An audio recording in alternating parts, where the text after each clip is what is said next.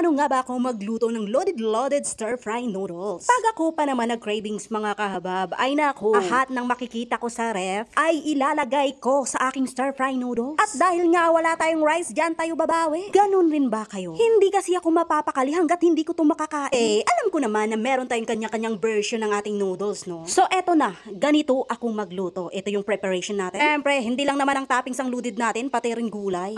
Meron ng chicken breast, pork ribs, meron pa tayong hipon, pusit, at iba pang kasangkapan na ating gagamitin. At syempre, hindi mawawala ang ating noodles. Kukuha tayo ng isang kalderin na maliit at gagamitin natin dyan. Atin ipapakulo ang ating noodles. Ganon kasi mga kahabab, mas masarap ang texture ng noodles pag pakukuluan muna natin ito. Dahil nga matakaw ako, dalawahin na natin. At ayan na nga, kumulo ng ating tubig at ilalagay muna natin dyan. Pakukuluan lang natin ng mga ilang segundo para naman hindi ma-overcook ang ating noodles. Pagkatapos, isit aside natin dyan, babanlawan natin sa running water. At after that, na mabanlawan na natin, ay syempre itatabi muna natin yan. At eto na, mag-preheat tayo ng cooking oil sa ating frying pan. Uunahin natin ang ating hipon. At oo nga pala, bumili si madam ng ibang frying pan, yung steel lang. Kasi ayaw niya na yung non-stick na merong coated. Nagiging toxic daw kasi yun pag sa katagalan na ginagamit, nababakbak yung coated niya. Hindi ko na tuloy na ikuda kung ano yung ginisa ko. Dahil nga gutom na tayo, kabilaan ang ating pagprito. Sa kabila naman ay nag-fry ako ng pork ribs at dito naman sa kabila ay gulay. So ganyan lang yan para mabilisan mga kahabab. Medyo gutom na tayo galing nga pala kami nag-market. Kaya marami tayong pangsahog ngayon. So pagkatapos nating igisa yung mga gulay-gulay na medyo matigas, dito naman tayo sa gulay na malambot. Ayan na, luto na nga ang ating pork ribs, no? Hinaon ko na nga siya. At kunti na nga lang at magiging ready na itong ating mga ginisang gulay at saka natin ilagay ang ating noodles. So lulutuin lang natin ng mga ilang minuto. At syempre halukayan natin para mas lalong sumarap. Nakita nyo, nakakatakam na, diba? Alam nyo kasi, ang nagpapasarap sa stir-fry noodles, yung maraming sahog. So ayan na, tinapings na natin ang ating hipon, pork ribs. Mukhang nagyami-yami na talaga ang ating mga bitok sa ating mga tiyan. Tatakpan lang natin yan, hayaan natin na maluto,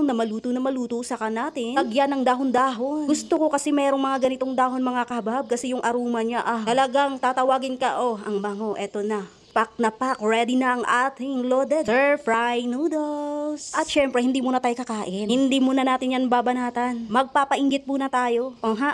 Buti na lang talaga wala dito si madam. Akala niya kasi mas masarap yung kinakain niya dun sa labas. Hindi niya alam, mas masarap yung niluluto ko dito pag wala siya. Pwede na kaya ako mag-wrap? Kung sa pabilisan lang ng pagkuda ay pwede ako. Sa tingin niyo mga kabab, pwede na kaya ako kainan na. Anyong!